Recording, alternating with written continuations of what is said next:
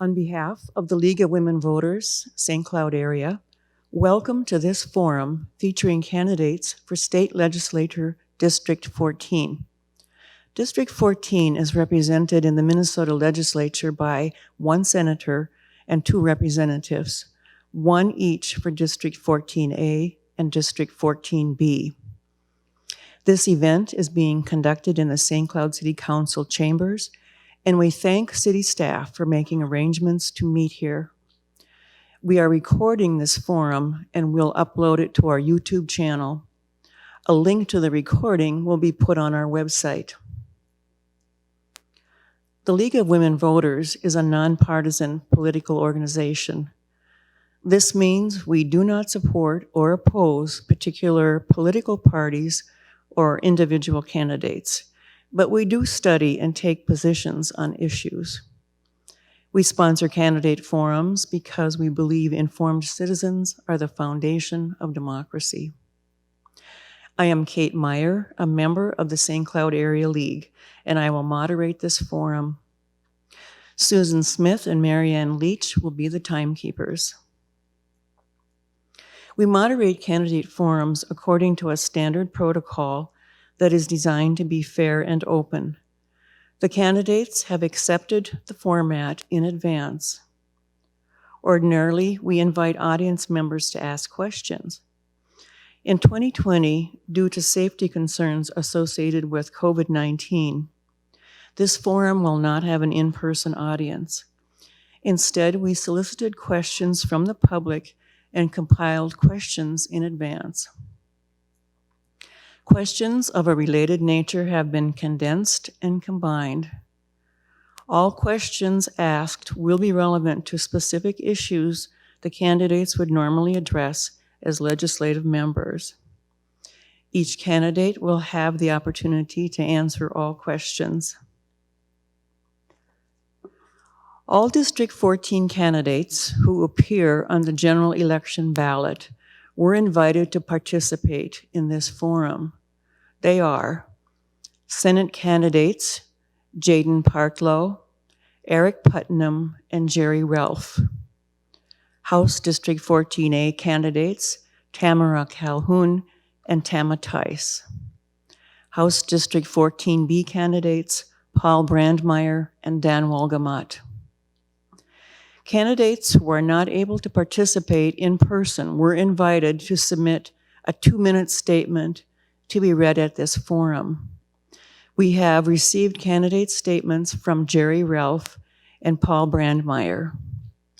Both sent their regrets and are grateful for an opportunity to send a statement, and I will read them before we continue with the proceedings. The first one will be from Jerry Ralph. Over the past 4 years, it has been an honor and a privilege to serve the people of Benton, Sherburne, and Stearns counties in the Minnesota Senate. I am proud of the work we've done together across party lines, including passing record funding for our schools and the largest investment in roads and bridges in decades, while lowering taxes, including the first middle-class tax reduction in many years. We passed landmark elder care protections, steps to lower the costs of prescription drugs, and reforms that address fraud and waste in human services. The fact that we accomplished much of this with the only divided state legislature in the country speaks volumes about strong leadership and how we can work together to meet the challenges Minnesotans face today. Examples of this leadership was my work to get the Minnesota Department of Health started on its path to the COVID-19 response before there were any cases in Minnesota. My leadership led to new protections for elder residents in nursing homes and assisted living facilities by allowing residents to place cameras in their rooms and passing a resident's Bill of Rights. Because of my leadership, this year I was awarded Legislator of the Year by National Alliance on Mental Illness. I am pleased to say that my leadership on getting more pay for personal care assistants who care for the disabled in our community has resulted in a temporary increase in their salaries through the supplemental budget included in the capital investment bill. We have much to accomplish going forward. We must continue to provide access to health care by protecting health insurance for people with pre-existing conditions. I will fight to preserve that coverage. I will continue to fight for the vulnerable in our communities. I will continue to fight to maintain funding for our law enforcement agencies, to preserve and support the outstanding work of agencies such as the St. Cloud Police Department. The second statement is from Paul Meyer. Born to a Lutheran pastor and a registered nurse, I was brought up believing in service and volunteerism. Spending my younger years in Alaska in the 60s, I was influenced by my father hosting missionaries to Asia. My dad also ministered to soldiers going to and from Vietnam, and I admired the patriotism shown in these young men. I volunteered and enlisted in the military right out of high school, shortly after the end of the Vietnam War. I want to mention at this point that the candidate's statement includes a very detailed description of military service, and in the interest of time, this is considerably abbreviated. Anyway, from this description, we know that from the late 70s to the 90s, when he served at posts, he did serve at posts in South Korea, West Germany, Norway, Iceland, Turkey, and southern Iraq. I'm now back to quoting the actual statement. Serving mostly in Europe and the Middle East, I worked with and supervised people from numerous countries and backgrounds, of all races and religions, male and female, all with the same mission focus. Here follows a list of other things that Paul indicates he has done. I spent 8 years in law enforcement. For 5 years, I drove children to school. I served hot meals through the Home Delivered Meals program. I taught life skills through Boy Scouts. I picked up roadside trash through the Adopt a Highway program. In other words, my life has been one of walking the walk, of doing, not just saying, with no expectation of reward or recognition, of serving all members of my community, regardless of race, creed, gender, or age, because it is right to do so. I know how to lead. I know how to cooperate and follow. I'm not afraid of a confrontation when it's necessary. I believe in the power and the rights of the individual, in a limited government, and in the brilliance of our Constitution. I want to continue to serve the community as your representative in the legislature.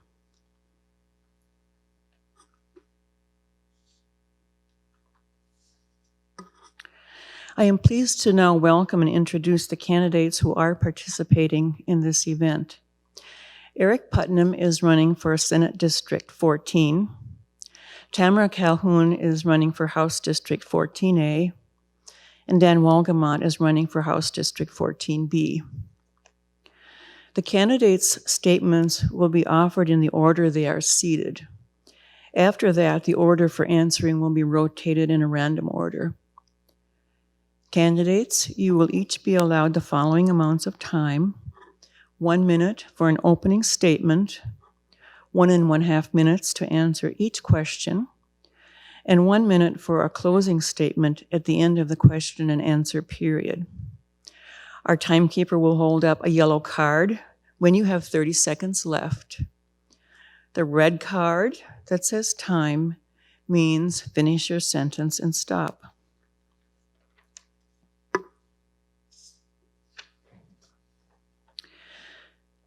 State legislators have two important responsibilities: to both represent their districts and to enact laws that pertain to Minnesota as a whole.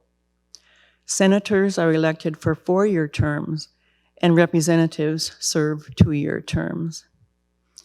Candidates, we are ready to begin with your opening remarks. You will each have 1 minute to state why you are seeking the office of Minnesota Legislature. We will begin with Aric Putnam. Well, thanks so much for having us all here this evening, and an extra special thanks to our good friend Dan Wolgamott, who, even though he was down in the Capitol today working very hard to get a bonding bill passed, he actually showed up. So I'm very impressed with you, Dan, for actually being here, because I think that we all know that accountability and showing up is a big part of this process and something we should look for in a legislator. So it's nice that Dan, even though he's in the Capitol, still made it here. Now, my name is Aric Putnam, and I'm running to represent District 14 in the Senate. The District 14, that's a number, but we know it's actually people. It's our neighbors. District 14 is St. Cloud, St. Augusta, Waite Park, Minden Haven Township, and I'm running because I'm a teacher. I've taught second graders, high school kids, 5 different kinds of colleges. And one thing that's consistent with every teacher is you cannot walk into a classroom without being optimistic, without not knowing that the hard work that you do will help people's lives become better. And that's why I'm running for Senate. Tammy. Hello, I'm Tammy Calhoun, and thank you again for inviting us here. We appreciate this opportunity to talk.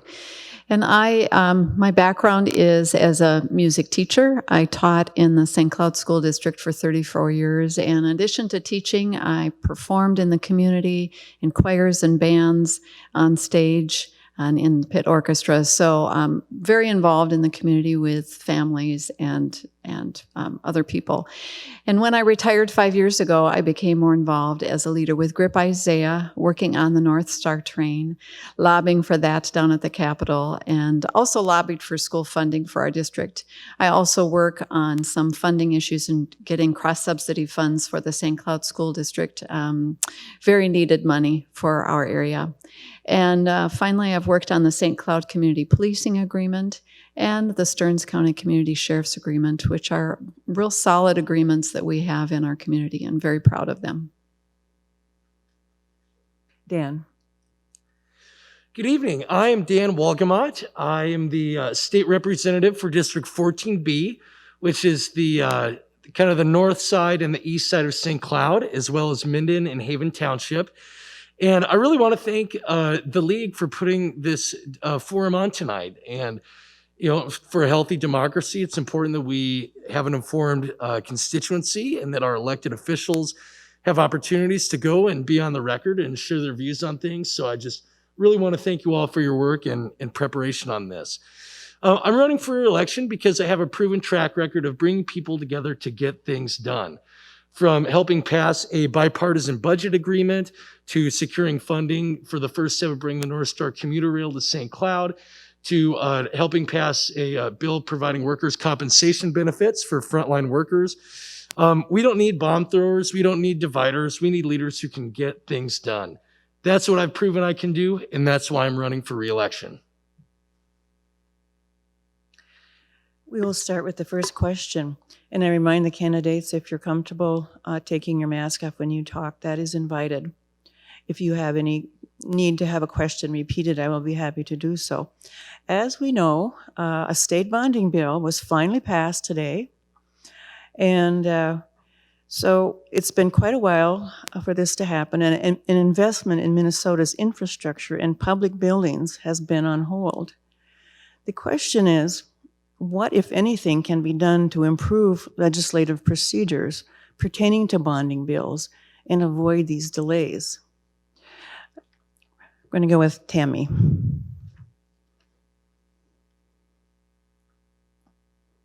Thank you. Yes, we're very happy that that bonding bill passed because in talking to many workers in the area and laborers, we've been waiting and waiting for this all summer long. So I'm very happy that it passed. I'm a little concerned that my opponent did not vote for it, voted no on it, but I am very glad it passed.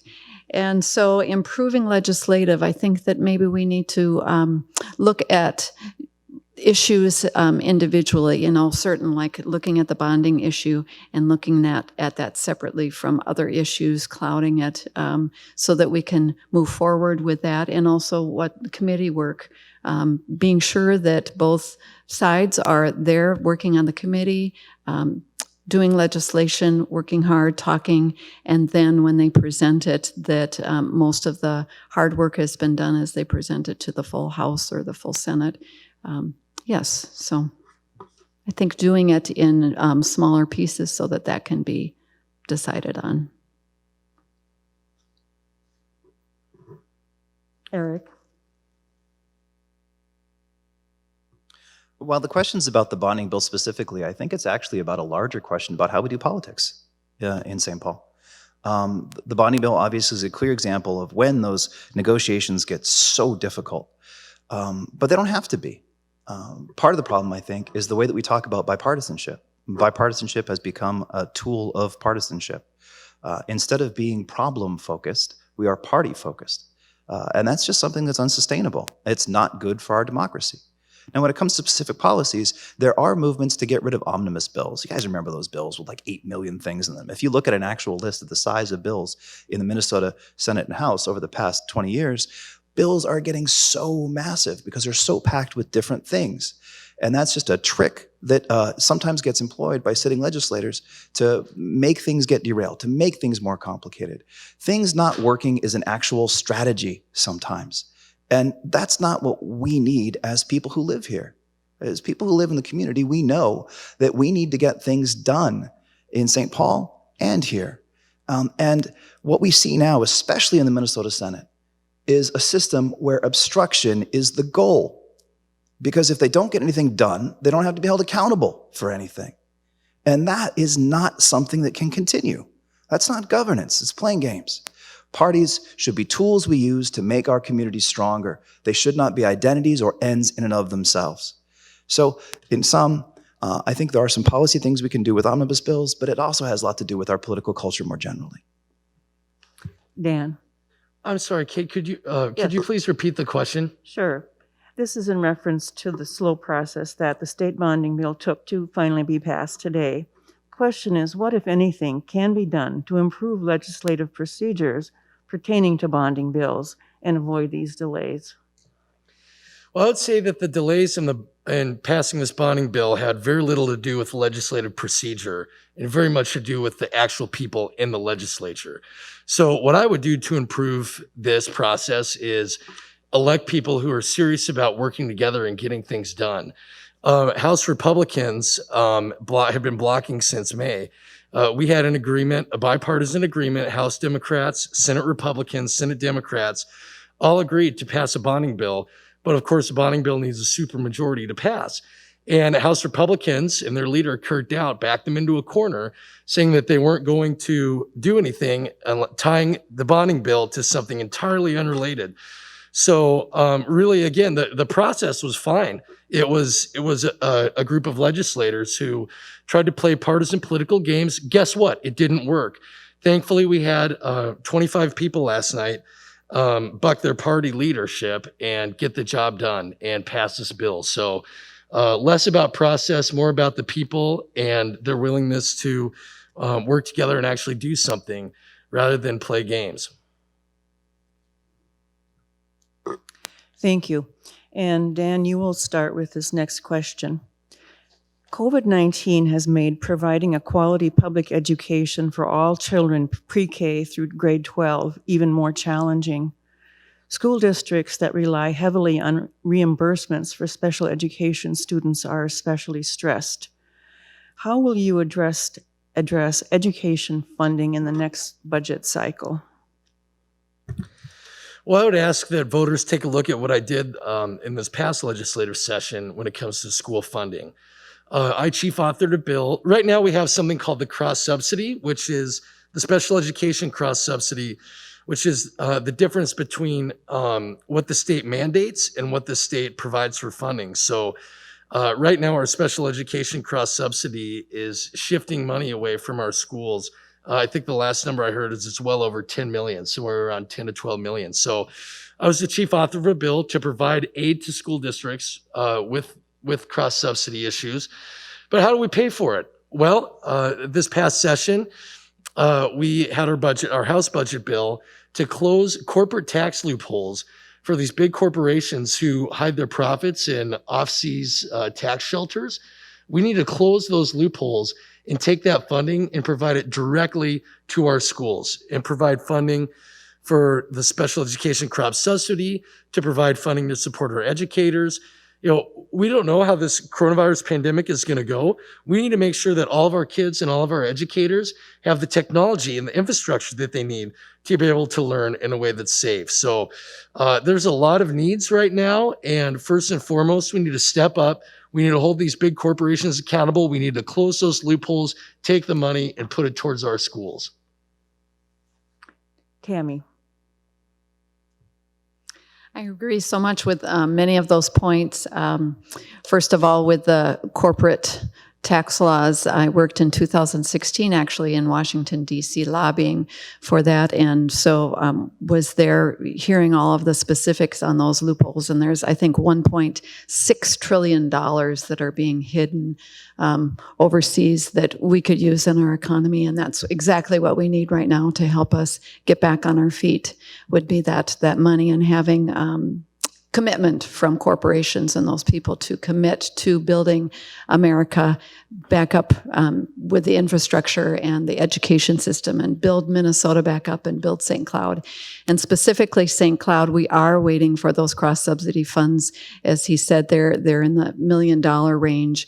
And what's happening with that is that when we don't get the monies that are assigned for a mandated special education teacher, which are wonderful to be hired, but then because the money doesn't follow it, we have to take the money out of the general education fund, and that takes away from other programs such as music, which is what I teach, and our after-school sports, and all of the arts, and many class sizes and everything. So that money is very valuable to get back into our system and to help the education and educating all of our students, even the ones that are trying to catch up with their grade level. So important funding. Aric. Well, obviously, the COVID situation has complicated how we fund every dimension of our government, but that's especially difficult for our public schools. And I think that we should all take a second to think a little bit and to be grateful for all the teachers and the administrators and the incredibly cute assistant superintendents who are working so hard in these days. And in fact, if you see my spouse anytime soon, tell her I said hi, because she has been working incredibly hard, as has everyone in this district right now. And yet they're not getting the respect they deserve. And this is going to sound too critical, but I'm honest here on this one, and that's that one of the things we need to start doing when it comes to funding education is be honest about it. You know, when my opponent, for example, takes credit for a bill that he opposed in funding education, the Senate GOP put forward a bill that would have resulted in widespread teacher layoffs in St. Cloud public school districts. You cannot take credit for a bill you fought against when you fought for one that would have crippled our schools. And this was done in a context with $1 billion surplus. We have to rethink what we think about public schools. And the first thing we need to do is consider them part of our infrastructure. They're as important to our economy as a road is. Everyone who has a business here knows how difficult it is to get people working, qualified people doing jobs here. So we need to think about education and really prioritize and understand how important it is. And I know this because I was a horrible student and education changed my life. But that's why I've been so involved in education funding. A couple years ago, myself and Jerry Von Korff and Bruce Mose formed a nonprofit to sue the state for more funding for education to get rid of this. So what I would suggest is that we need a combination of legislative action and action outside of the legislature to put pressure on the legislature to get the funding that we need for our public schools, because it's not going to happen on its own. We have to all work on it together. Thank you, candidates. As a result of the 2020 census, Minnesota may lose one of its 8 seats in the U.S. Congress. When the state legislature begins the redistricting process in 2021, what do you think can be done to prevent partisan election maps? Tammy. Well, the people on those committees that are drawing the maps definitely need to be nonpartisan, not part of the legislature, I believe. And also, I think we need to have people at the table who are from many of our cultural groups. Diversity only and inclusion only happens when you have people who are at the decision-making table. So I believe that at that decision-making table, we need to have people from our Black community, from our East African community, from our Hispanic community, from our Hmong community. We need to have all of those people sitting at the table, helping make those decisions as they are drawing those maps. Aric. Well, I know that you and the League are very much concerned about civic engagement and political structures more generally, and I am too. It was, I think, a couple years ago, it was in 2017, I think. I was at a meeting with a very prominent DFL candidate for governor who were talking about redistricting. And he asked me about it. I said, well, I just want it to be fair. And he said, I don't want it to be fair. I want to win. And at that point, I thought, I'm glad you're honest, but I fundamentally disagree with you. We cannot have politicians picking voters. We need to have a fair process that is entirely independent of the legislature. I would like to see the appointment of a committee or a commission independent of the legislature to actually make these decisions because, frankly, even though I got a D next to my name, I don't trust anybody to do this as fairly as it needs to be done. So there needs to be an independent commission to take care of the drawing of these boundaries. Dan. Minnesota has a long history of good government and civic engagement, and we absolutely do not want partisan gerrymandering in Minnesota. Fair districting and a fair redistricting process starts with a fair and accurate census. So I definitely want to take a moment to encourage everybody, if you haven't already, fill out your census, get that sent in. That's the first thing we can do.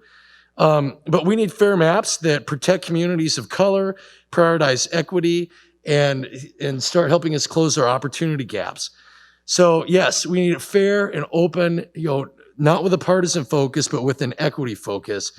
And, make sure that rather than having politicians picking their voters, we need to make sure that our voters are picking our elected officials, not the other way around. So, yep, I agree with Aric and Tammy. We've got to have fair, open process. This is the fourth question. An equal rights amendment to the Minnesota Constitution would put sex discrimination on par with other prohibited forms of discrimination. What is your position on placing an ERA amendment on a statewide ballot? Aric. I'm sorry, I'm going to be brief on this one, but yes, and it's overdue. That's really all I got. If you wanted to talk about what you think the barriers might be and how to make it happen, that would be a follow-up that you could Sure, use your absolutely. time. To me, this is one of those things that's kind of, it's unfortunate to even anticipate the kinds of barriers. I know a lot of those barriers have been procedural. They've been working on the ERA for 40 years now, basically.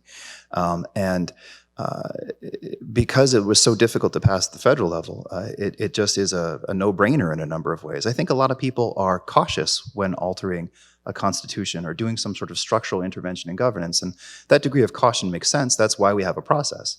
But to stall the process and not even engage in it, to me, is irresponsible. So yes, I absolutely would work toward, encourage the adoption of an ERA movement here. And the thing is I think that that's something that the people want. If we find a way to explain it to everybody, if we take it to the people will make it happen. Dan. Absolutely, we need to have the Equal Rights Amendment codified in our Constitution. That's why within my first couple weeks in the legislature, I co-authored a bill to do just that. And I am so proud that it passed the Minnesota House of Representatives. It was a proud moment for our state and a night that I'll always remember. And then I remember the next day how devastating it was when Senate Majority Leader Paul Gazelka said that it was dead on arrival in the Minnesota Senate. I couldn't believe it. I was furious. And, to be here in 2020 and not bring that up for a vote even, I think is really disgraceful. And so that's why I will be voting for a new senator. I'll be voting for Aric Putnam and other senators across our state that are going to make this a priority. It's so far past time. I'm going to be pushing hard to get it past the House again. And I know Aric will be standing up, fighting against discrimination, both by passing this ERA, but in all things, I know Aric and Tammy are committed to that. So anyway, I get upset by this because this is something that should have happened a long time ago. It needs to happen immediately. Tammy. Yes, definitely it should be part of the amendment there. And as well, I'm amazed that it was even a question to begin with. I go back in history, and it just amazes me that there was some point that they thought that women shouldn't be part of the vote. That just astounds me that it was even to begin with even thought of. So yes, it's long overdue. Barriers, I think, are people that are uninformed. So the more information you give people, the more education you give people, and inform them, the better they are with understanding the issue and understanding what barriers and understanding why this hasn't been passed yet. But definitely should be passed. I see no reason that it shouldn't have even been an issue at the very beginning, day one. Thank you.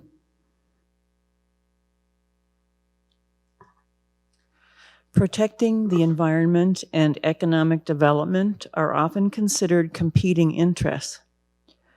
Using the example of copper mining in the Boundary Waters canoe area, what can the state do to ensure the protection of water quality and natural habitat while still creating jobs?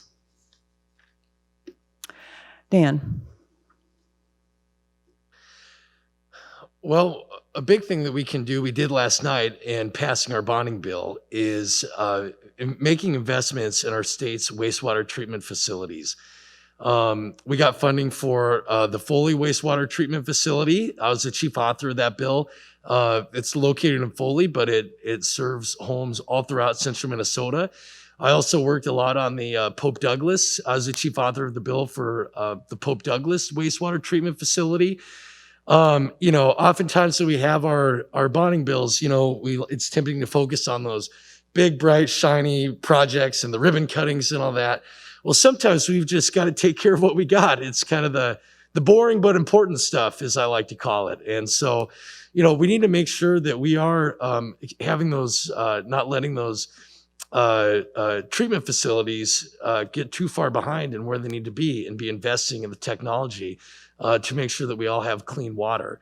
And I really don't think I think that it's a flawed dichotomy to say that, being for the environment and for clean energy and being for jobs and economic development are two different things. We need to be creative, and we need to invest in a green economy. There's no reason why we can't be energy efficient and dramatically reduce, if not eliminate, our carbon footprint, while also creating jobs, investing in our economy, making sure that we're building a Minnesota that works for the future. Tammy. Thank you. I believe I just recently read a report that the jobs that the copper mining would bring in were 490, some like that. And jobs are very important. I mean, it is important to have jobs. There's no doubt about it. But presently there are 4,000 some jobs, people employed in the Boundary Waters. So if you tamper with the Boundary Waters and we lose that natural resource, that's 4,000 jobs and more that are lost there. Also, investing in our clean energy, the development of that with wind and solar is going to produce jobs as well. And we're looking at outstate Minnesota for many of those job possibilities in clean energy. So I believe the jobs are going to be there for people in outstate Minnesota as well as in the metro areas. But that's what we're looking for. And I think that that's looking to the future in innovation and new things. And I think it's a great opportunity right now coming out of the pandemic to flip that switch and say, let's think outside the box. Let's think of things new. Let's think of things innovative that we can get going for job creation and job growth. Aric. I got to say, I love the way that Dan and Tammy both answered that question, but I also really appreciate the way you framed it, because that's true. The dichotomy of the economy versus the environment isn't viable any longer. That's not a real argument that we're supposed to be having anymore. It's just a way of defending the status quo without thinking very seriously about opportunities. I think I read the same report study that Tammy did, because it was a Harvard study. And it said that if you look long term, the impact to the economy, one's sulfur mining, copper mining, has never been practiced with a great deal of environmental concern. If you look at other states where it's been done, it's never been done especially well. There will be contamination of some kind. And if you look at the impact on the economy in the boundary waters, there's an immediate uptick, but over 10 years, it absolutely is the worst thing possible. So if you look at over time, keeping the recreation economy is what's best for the economy. But there's a short-term gain in opening up spaces to mining, things like that, that is not sustainable. And one of the things that I like to think about when I think about the environment is to realize that economic justice and environmental justice are related concepts. We have to pursue them both simultaneously. When Dan's talking about water treatment, that was a key to the development of the Minnesota economy. A good friend of mine, Lewis Johnson, wrote a book about this, and he said basically that if you look at the Minnesota economy before about 1950, 1960, we were always 5 to 10% below average nationally. But it's in that era when we invested in freeways and in water treatment that our economy suddenly started to boom. So investing in clean water is good for our economy. Protecting our natural resources is our economy. Thank you, candidates. This question is somewhat related. To achieve clean, reliable, and affordable energy, the state legislature can provide incentives so Minnesotans can do their part. What do you think about programs such as car charge stations, green energy rebates, and investment credits, or any other investments stimulus that you know about that the legislature could implement? Tammy. Oh, yes. I'm giving some examples of programs that can be state programs, such as car charge stations, green energy rebates, and investment credits. And it's just a question of what do you think about the role of the state in creating incentives so that Minnesotans can do their part. Well, first I have a story. I, about a year ago, was visiting Spain, and I saw a car parked along the side of the fairly busy roadway next to, a big thing, but it wasn't real huge. And I thought, well, why is it parked there? And so I looked, and then it unhooked and drove away, and I thought, oh, that's a charging station on this relatively busy roadway. And I thought, how quick were they able to do that? So I was amazed at that possibility. And also talking to an individual who has an electric car, who lives in St. Cloud, they were able to easily map a trip going to the West Coast, finding those charging stations. So we are producing that, we are innovating, we are going into that direction, which I think this is the right direction to go. So the Minnesota state legislature can definitely work on it in investments and incentives for those investments. I think investments really is a good narrative to go forward with. Anytime we invest in something, if you know the return on that investment is huge, that's the direction we need to go. And that's the total narrative that we need to start taking in the state of Minnesota, is investing in our state, investing in clean air, clean water, investing in children, investing in St. Cloud. So that's the narrative that I'm pushing. Aric. I agree with Tammy 100%, and I love the way she's framing the issue, and her approach to it is that we have no qualms with investing in business, but we also need to invest in the future and invest in our communities. And this is a clear way in which we can do that. There are sorts of residual benefits to investing in clean technologies, in that the things that we figure out how to do for the environment end up being useful in all other kinds of circumstances. For example, I know that it's a common refrain for some people who deny climate change to say, well, sometimes it's dark, so we don't have solar power. Sometimes the wind doesn't blow, so we don't have the wind. If we invested in things like better batteries to store solar energy and renewable energies, that technology that happens in that sector filters into other sectors. So it still ends up being good for the economy. Now, the question asks for sort of specific interventions. One, clearly, I do think that the idea of more car chargers is a good idea. I'm glad that Tammy's friend was able to make it to the West Coast, but it should be easy. It shouldn't be a challenge. We should make it so that it becomes normal. But one other area I'd really like to see us work on when it comes to these kinds of incentives is our HVAC systems. The way that we heat our homes. We can provide incentives for people to modernize their homes and make their homes more energy efficient. It makes their bills less. It makes our state stronger. So that would be one specific area where I think the state can do some targeted investment to help us with the environment and to help our economy at the same time.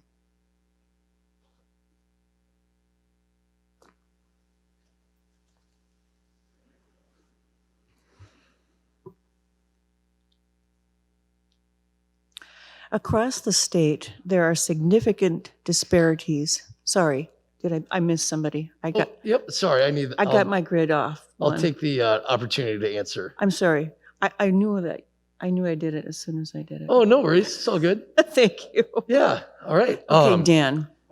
Yes. Let me be clear about something. Climate change is real, and it is contributed to by human activity. That is clear. And that should be obvious enough to say, but unfortunately, there are people in positions of power in the Capitol who do not acknowledge that. So we need to be clear about that fact. Climate change is real. It's caused by human activity. And we need to do everything we can to address it, which we have great opportunities to do. Minnesota has often led the country in reducing our carbon footprint, and we need to continue doing that. I'm very proud that I was a co-author of a bill to require that Minnesota be carbon-free by 2050. Now, it'd be great to get to that point even earlier, but I want us to set that goal and find a path to get there. So, of course, having incentives like what you described to reduce people's carbon footprints is a must. We have to make that a priority. I ditto everything that Aric and Tammy said and remain committed to making investments and supporting policies that do everything we can to reduce and eliminate our carbon footprint here in Minnesota. Throughout Minnesota, there are significant disparities in access to quality education, health care, childcare, and housing. Using any of these examples, what can the legislature do to address these disparities? Aric. That's a wang-doodle of a question. There's a lot going on in there. To me, there are a few things that are more important than making sure that every Minnesotan has the opportunity to be successful, has the opportunity to improve their lives. Something that I have done throughout my career is focus on the question of equity in our public schools. I've done public workshops for professional development throughout the state to help teachers learn how to teach the complexity within their classrooms to make sure that everyone succeeds. But when I talk to people in St. Cloud, one of the issues that's most pressing, one of the things that people care about the most is housing. Something like 30-40% of our population lives in housing distress because they spend 30% of their monthly income on housing. Affordable housing is a problem for everyone. But just like with childcare and with education, it's harder for people who struggle more. So we need to be careful about the kinds of interventions that we do and make sure that we can help people who need the most help. So when it comes to housing, I would like to see a movement away from subsidized housing in large complexes and a movement towards home ownership. We need to find ways to help people build wealth because wealth actually helps you change your life more than just paying rent every single month. Now, clearly, we have lots of homeless folks here who need help with housing. But long term, we need to balance the need for immediate shelter and transitional housing with investment in home ownership. So there are lots of programs that I think that I would like to see about home ownership specifically, but I'm out of time. Dan. Certainly.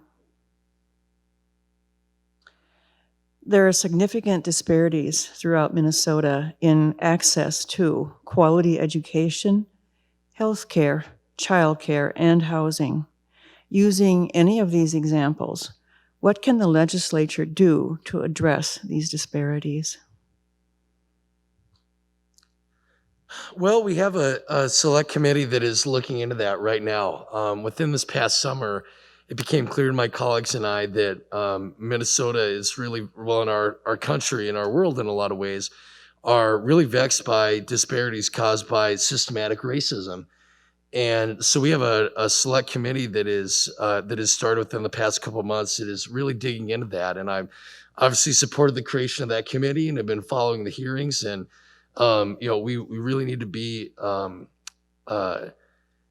focused on tackling these disparities. One of the things to talk about education, it's a problem that we have in Minnesota is that the educators at the front of the classroom don't reflect the diversity of the children in the classroom. And so I've worked on legislation to remove some of those access barriers that educators of color have to getting the education and the tools and the resources that they need to be able to serve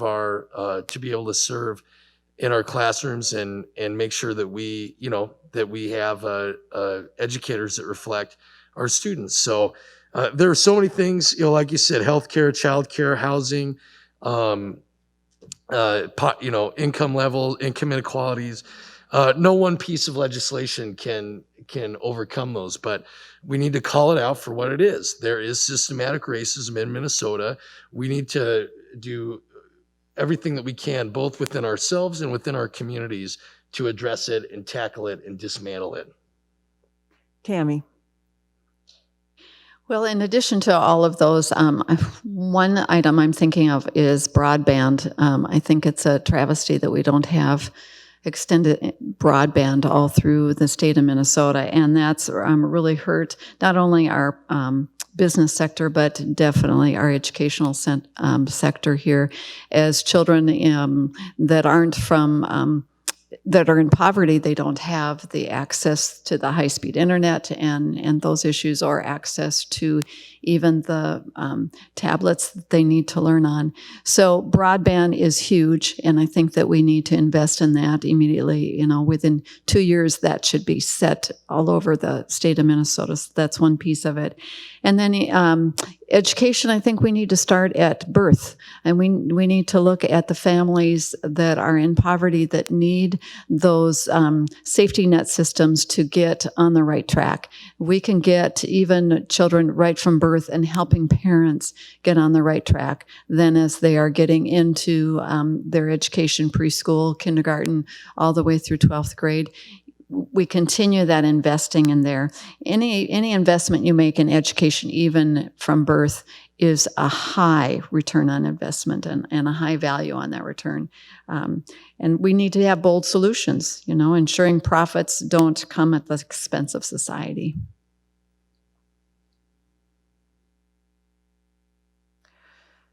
Decreased revenues and increased expenditures due to COVID-19 have wiped out the state budget surplus. As a state legislator, what would your approach be to balancing the budget? Dan. Well, first and foremost, we need help from the federal government. We need legislators who are going to go in and advocate to our federal legislators to help us out, because as the state of Minnesota, obviously we we have a balanced budget amendment, so it's in our constitution that we have to have a balanced budget. So hopefully we can get some support from the federal government to deal with our looming budget deficit. We cannot lose track of the investments that make Minnesota a great place to live. Just because we have a budget deficit, we cannot leave our schools behind. We cannot leave access to healthcare behind. We can't leave public safety behind. So we're going to have to make some tough choices, but we can't just cut our way to a balanced budget. We need to have a balanced approach. And so again, we have tough choices ahead, no question about it. But first and foremost, as I mentioned earlier, we need to increase taxes on the ultra rich and the big corporations, make sure that they're paying their fair share, make sure that we close those corporate tax loopholes, make sure that they can't get away with storing their profits in offshore tax shelters. We need accountability there. And when I'm reelected, that's going to be one of the first places that I look to, making sure that we have a balanced budget and making sure that we continue to invest in the people and the institutions that make Minnesota a great place to live. Tammy. Yes, so definitely we need more revenue. And I have a graph here that shows how the revenue or the taxes have been cut over the last 20 years. And it just keeps declining and declining and declining over the last 20 years. And that is still a Republican standby. Oh, we have to be careful and decrease taxes or cut taxes and cut the waste.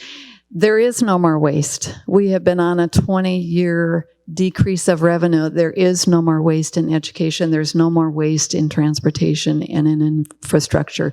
We need to start building our revenue.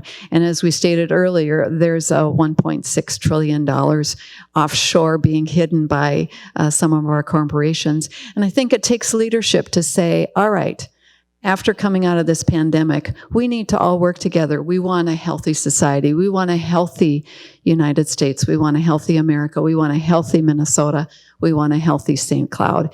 And we all need to band together to invest whatever we can, our fair share, to bring that around, to bring back that healthy society, healthy schools that were on the top of the list, and roads that were always on the top of the list. Minnesota's always been known for great schools and great roads, and we need to get back there. Aric. I'm heartened to hear Dan and Tammy's approach. It's similar to my own in that I'm really discouraged whenever I hear politicians say, well, I'm going to cut taxes and give you more stuff. Because that's not the way the world works. That's just not reasonable.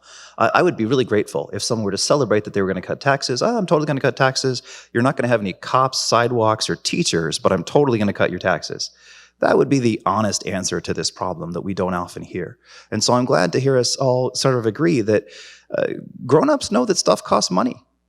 And we're in a hole right now. You can't cut yourself out of an $8 billion hole. That's not going to happen. But what we need to do is, one, protect those services that are essential to people, that allow people to live, that allow people to grow and become better. Protect those expenditures within the state government that are essential. So that's the first priority. But the second one is we're going to have to raise some revenue. You know, it's not a ton of money, but my opponent and others voted for a decrease in the tobacco tax. It's $40 million. And after that decrease in the tax was the first time in 20 years that teen smoking in Minnesota increased. That's two bad things happening at the same time. I would roll that tax back.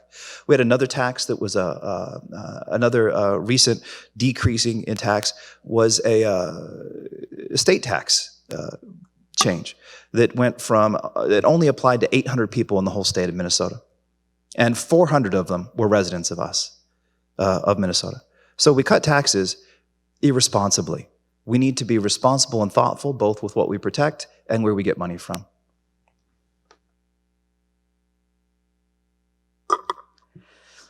Every election cycle, we see the influx of outside money into Minnesota. First, has your campaign been affected this year? And second, what policies, if any, could curb negative and false advertising from whatever source? Tammy. Yes, every election cycle, we see the influx of outside money into Minnesota. First, has your campaign been affected this year? And second, what policies, if any, could curb negative or false advertising, whatever the source? Yes, thank you. Yes, my campaign has been affected. I think right from the beginning, it's really I need to raise this much money just because I need to get my name out there. So it's really only for advertising. And I'm thinking, oh my goodness, that money could be put to use in so many better ways. And yet, that's the name of the game. That's what has to be done in order to win these elections, is to raise all of that money to get your name known.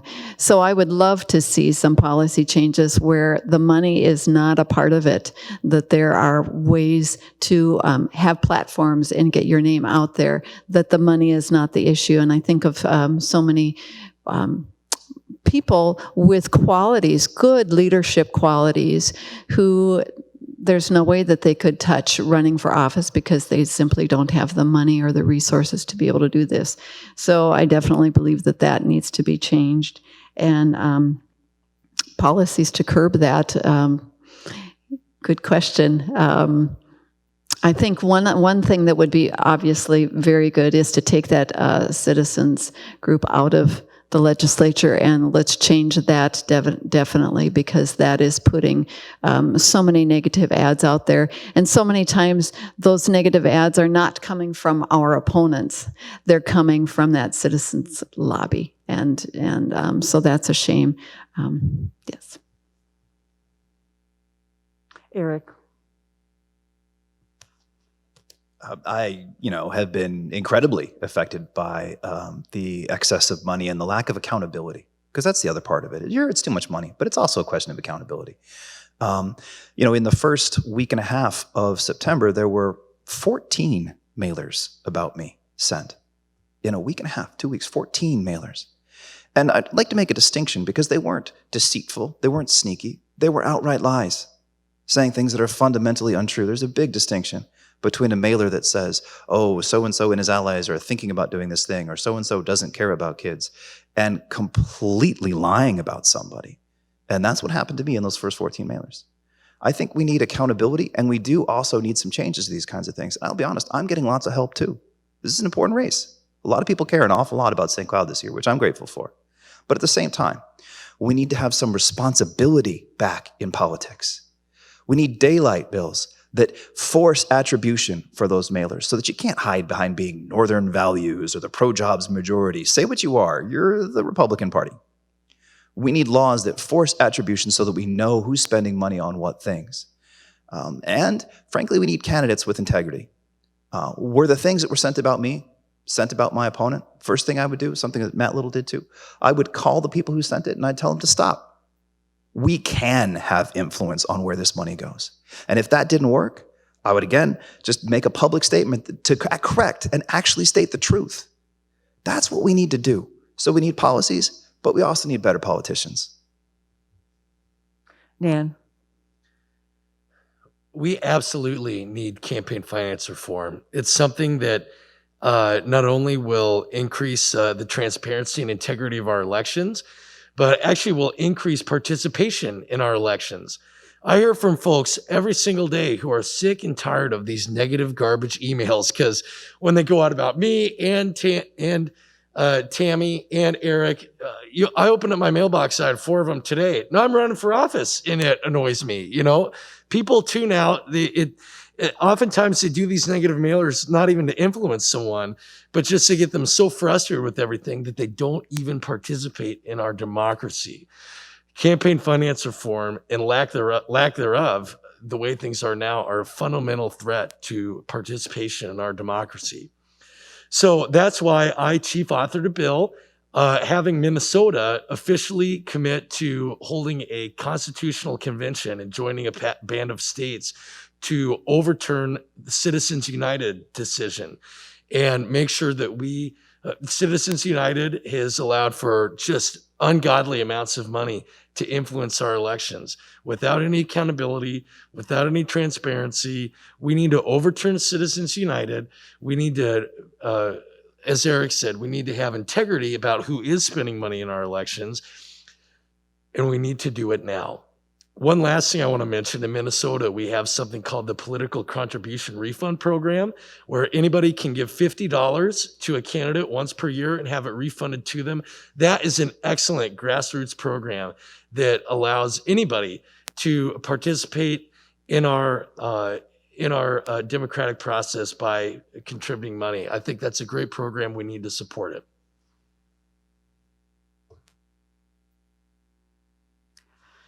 Like many other states, Minnesota is expecting a record number of absentee ballots to be returned by mail.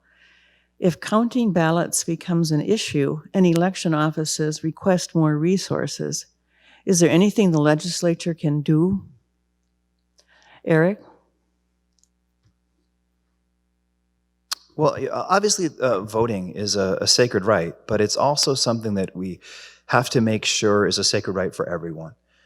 So protecting the ballot is a fundamental concern for the legislature and for all of us. One of the great things about the League is so many of you are involved in being election judges and doing that kind of work. One thing I would like to see is to have greater diversity in the folks who are election judges, have more people present to enable the participation of everyone in our democracy. Now, when it comes to legislature and the need of resources, one thing that I would like to see, especially in this year, and it kills me to have to say this, is I think we're going to need some legal help. I think we're going to need to have some people available, and not just from the parties. The parties are probably going to do this, but we need the legislature, something more nonpartisan, maybe even the League, to get involved in legal advice and helping with challenges of ballots when they occur in the actual polling places, in addition to those challenges that might occur of absentee ballots. It's just too important not to take care of that. Dan? There's nothing more sacred than in our democratic system, the integrity of our elections. So I've have a record of making sure that we are dedicating resources to our election officials, to our counties, and would continue to do that. And absolutely, that needs to be a top priority as we deal with this election.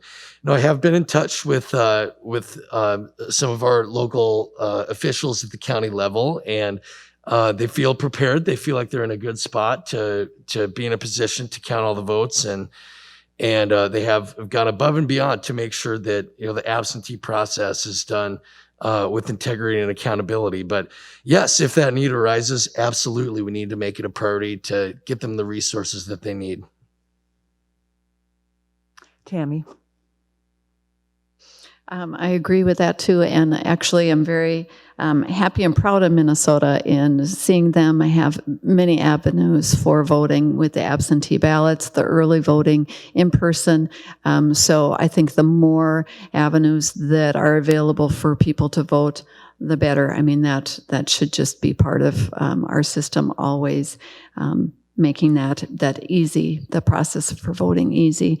And we're also looking and seeing quite a bit in St. Cloud, many people who need translators, but we see, especially in our East African community, they are working so hard with the new citizens and teaching them how to vote, where to vote, how that process works, what it looks like, and driving people to the polls. So they are working extremely hard in helping many of our St. Cloud area residents be able to vote, and I think that that's wonderful.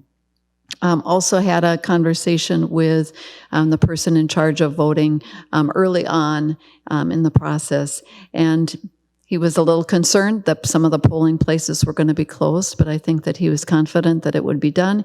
He was confident that we would be able to count the ballots, and he was also confident that as the ballots came in, even after Election Day, he would take his time and have his people take their time and be sure that the ballots were counted correctly and efficiently.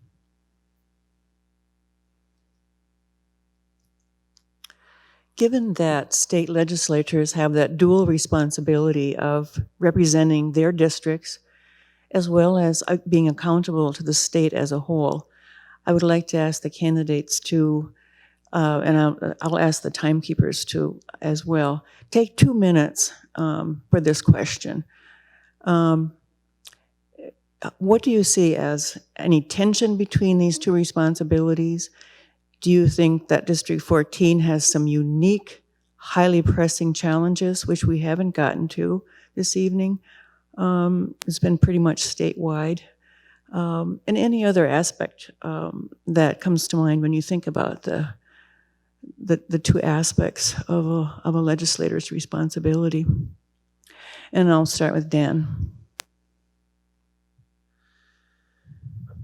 I guess the district versus state balance isn't quite how I think of it. Really, for me, I have 40,000 people who are my boss. I'm accountable to them.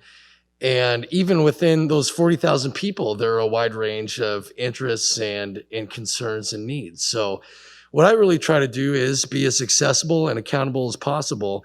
Making sure that, whether it's going out and door knocking or now we're doing phone calling, before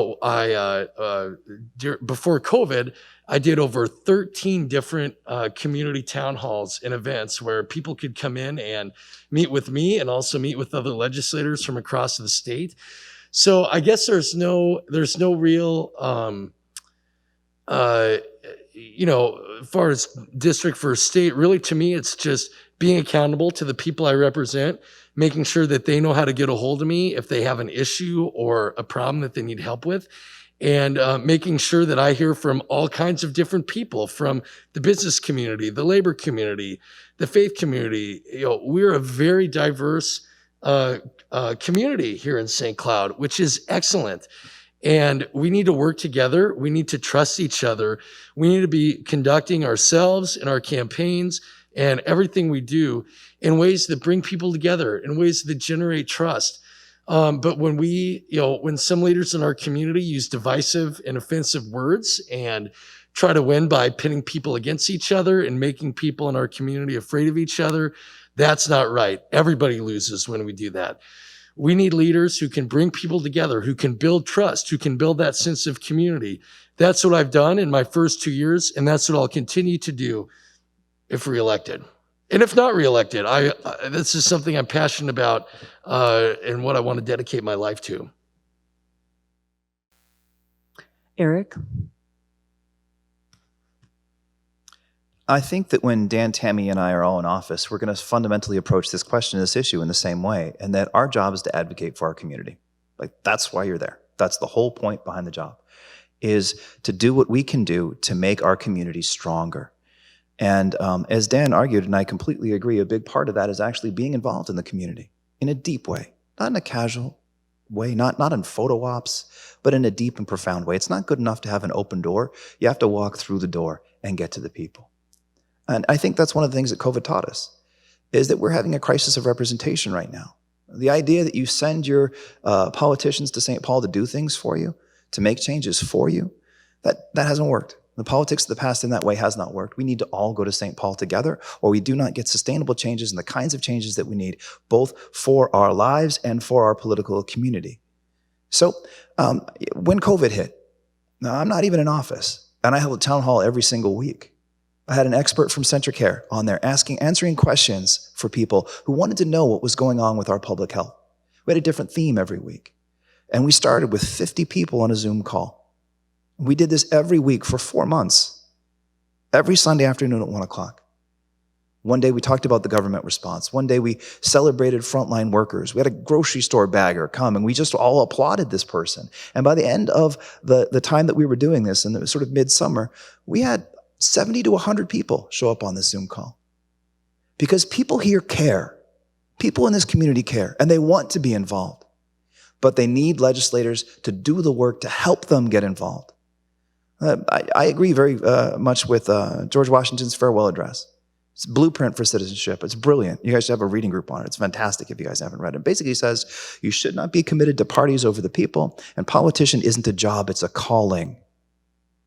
Your job, when you're in office, is to empower other people to do the job and get out of the way and let them do it. And that's what I will do as your senator. Tammy? Listening is huge. Listening to all sides. That's the main ingredient that's needed in working with this. And our district does have a unique piece of it in education. We are very good in special ed here in the St. Cloud School District. Our special education staff is excellent and high quality. And because of that, we have many people from other districts coming into that.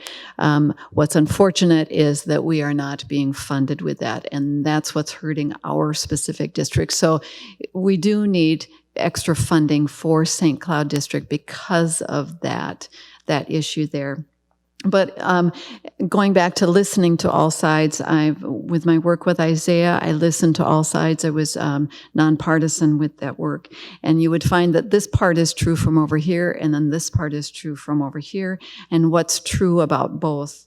I grew up in a household where my father was Republican and my mother was Democrat, and it was bipartisan, but the talks at the dinner table were very respectful and civilized always. And so I took from that upbringing that there were parts from both sides that you could listen to and take from and come up with that middle part that's true and helps everybody. So I'm pretty good at working at that, always, even now. I actually married a Republican, and so I'm very often working on listening to this part and listening to that part and finding what's true in the middle, and that's the fun part. Fun piece about that.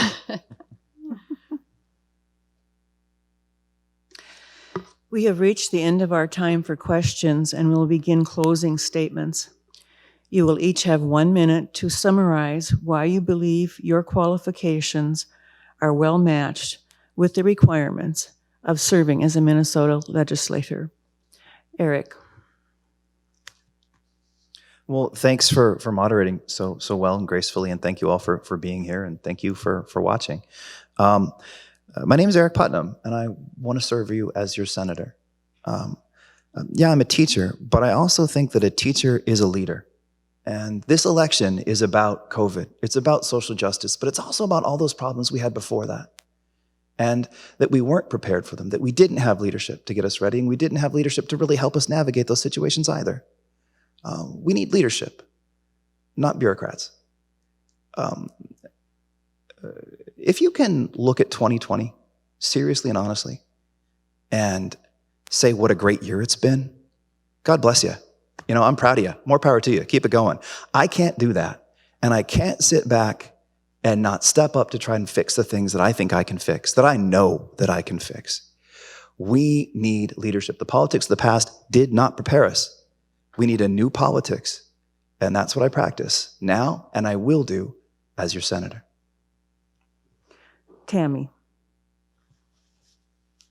My qualifications as a teacher in the district and my work with Grip Isaiah, I always listened.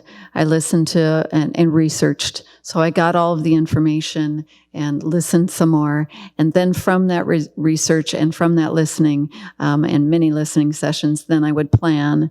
And then after that plan, I would do. So I am a doer. I act it out. I follow through. Not a lot of talk. A lot of listening, planning, and then doing. Dan. Now more than ever, we need proven leaders who can bring people together and get things done. That's why I'm running for re-election. Divisive words, pitting people against each other, that's not going to cut it. We need people who can roll up their sleeves, put the work in, and deliver for the people of St. Cloud. My 2 years, I've done that time and time again for passing a bipartisan budget agreement, getting funding to help bring the North Star one step closer to pulling into St. Cloud, enacting a law, providing workers' compensation benefits for frontline workers who can track COVID-19, and not just working at the Capitol, but bringing the Capitol to St. Cloud, making sure that my constituents' voices are heard, not only by me, but with lawmakers throughout the state at the 13 different events and listening sessions that I did before the COVID-19 pandemic hit. If you entrust me with your vote, I'll work very hard to make you proud for it and do everything I can to deliver for the people of St. Cloud. Thank you to members of the general public for submitting questions. Thank you to each of the candidates for running for public office and for participating in this forum. Thank you to the City of St. Cloud for the use of this room. A link to a recording of this event will be posted on the League of Women Voters St. Cloud area website, lwvsca.org. The views expressed in this forum are those of the candidates, not those of the sponsor. Sponsorship of this forum is not an endorsement by the sponsor of any of the candidates. Now it's up to the voters. I hope you continue to become informed about candidates and issues. Let your voices be heard by voting. Candidates, good luck on November 3rd.